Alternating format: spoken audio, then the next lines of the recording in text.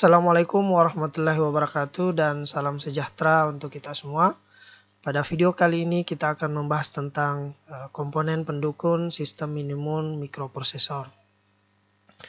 Adapun tujuan pembelajaran kita yang pertama adalah siswa dapat menjelaskan komponen pendukung dari sistem minimum mikroprosesor, dan kedua dapat menguraikan fungsi-fungsi komponen pendukung mikroprosesor. Terus yang ketiga dapat memilah komponen utama dan mana komponen pendukung, dan yang terakhir dapat mengklasifikasikan komponen pendukung sistem minimum mikroprosesor. Pada video sebelumnya kita telah membahas tentang komponen utama dari sistem minimum mikroprosesor, di mana komponen utamanya itu ada mikroprosesornya sendiri atau CPU-nya, terus ada random access memory-nya atau RAM-nya, terus read only memory-nya atau ROM, dan port input output-nya. Nah, pada video kali ini kita akan mendalami tentang komponen pendukungnya.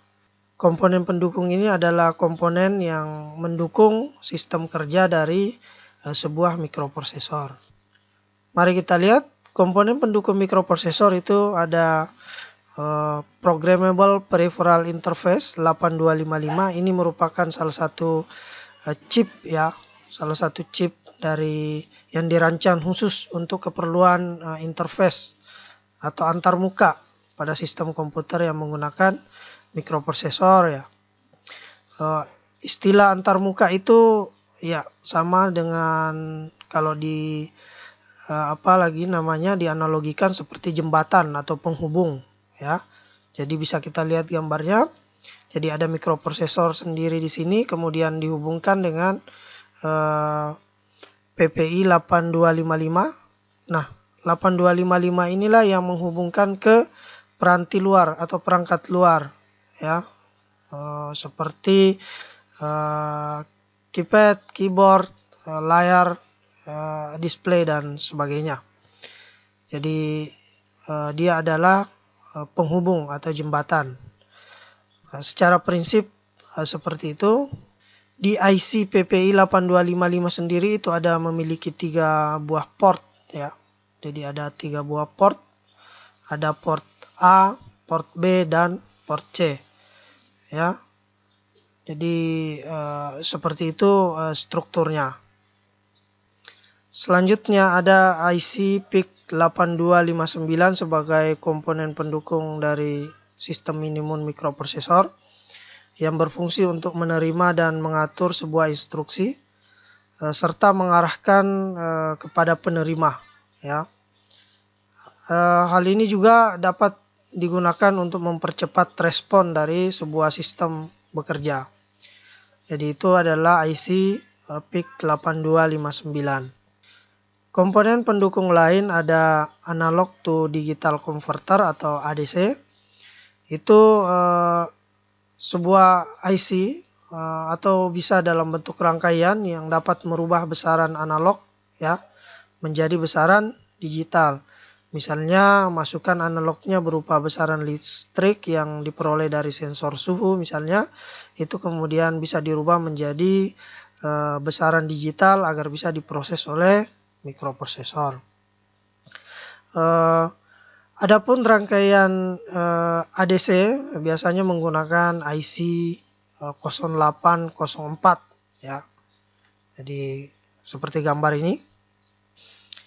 Selanjutnya ada digital to analog converter. Jadi ini adalah komponen yang merupakan kebalikan fungsinya dari ADC. Jadi dia merubah besaran-besaran digital menjadi besaran analog. Jadi kebalikannya. Biasanya IC-nya menggunakan IC 0808. Nah, selanjutnya biasanya juga kita membutuhkan komponen pendukung ada sensor suhu. Jadi sensor suhu ini secara fungsional ya untuk mengukur ya temperatur dari suatu ruangan atau suhu. Jadi itu komponennya, rangkaiannya bisa dilihat seperti ini. Selanjutnya ada dot matrix. Dot matrix ini adalah beberapa barisan atau susunan beberapa LED ya yang dirangkai membentuk sebuah kolom dan sebuah baris ya. Ini biasa digunakan untuk menampilkan angka atau huruf ya, dengan menyalakan atau melakukan scanning terhadap beberapa baris dan kolom dari sebuah dot matrix. Selanjutnya komponen lain ada keypad ya. Keypad ini biasa juga digunakan untuk sebagai input ya, input dari mikroprosesor. Terdiri juga dari baris dan kolom ya. Sederhananya adalah beberapa saklar yang dihubung kemudian di dalam bentuk kolom dan baris. Juga untuk mengidentifikasi mikroprosesor menggunakan scanning kolom dan baris ya, mana yang memiliki logika high dan mana yang memiliki logika low. Itu kemudian diproses oleh mikroprosesor sebagai input. Jadi selanjutnya ada LCD, Liquid Crystal Display. Nah, ini untuk tampilan ya, display. Dan saya kira ada banyak lagi komponen-komponen pendukung lain, boleh dibaca di materinya. Itu ada 7 segment ya, bisa digunakan juga sebagai display. Dan power supply yang lebih penting lagi juga ya, untuk memberikan catu daya kepada sistem minimum mikroprosesor. Jadi sekali lagi itu hanya komponen pendukung dari sistem minimum ya, namanya juga sistem minimum. Kalau misalnya kita membutuhkan sistem yang lebih kompleks lagi, mungkin perangkat-perangkat atau komponen-komponen pendukungnya mungkin lebih banyak lagi. Kita tahu bersama bahwa mikroprosesor sekarang sudah dikembangkan dalam berbagai aplikasi seperti sistem komputer itu sendiri, terus sistem pengendali, dan ada sistem komunikasi. Jadi itu adalah beberapa contoh-contoh aplikasi sistem mikroprosesor yang mungkin lebih kompleks lagi dan membutuhkan komponen-komponen pendukung yang lebih banyak.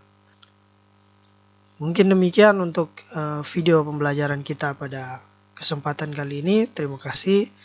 Assalamualaikum warahmatullahi wabarakatuh.